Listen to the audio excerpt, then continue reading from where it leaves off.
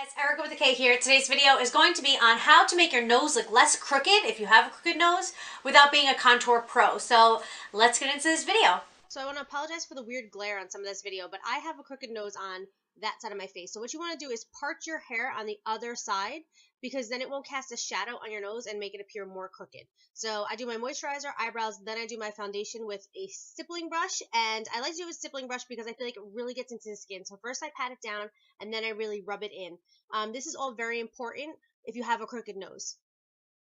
Then I focus on around my eyes and on my nose. Then I go in with a concealer and I dot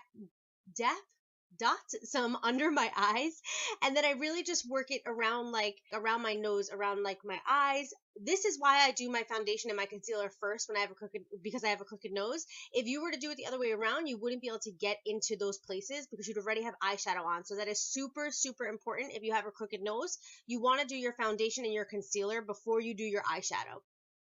And then I always take a little bit of the concealer and I just go right up the middle because my nose is kind of weirdly crooked and it looks smaller on top than it does on the bottom, and it just completely throws off my nose. It makes it look more crooked.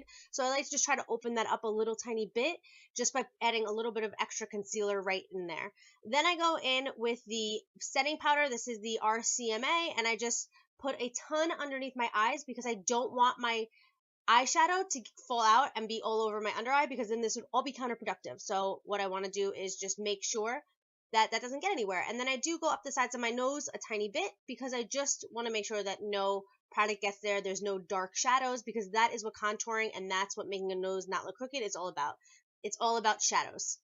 The eyeshadow look that you're about to see will be up on my channel on Thursday. And now for the final look. Thank you guys so much for your love and support, and I hope to see you in my next video.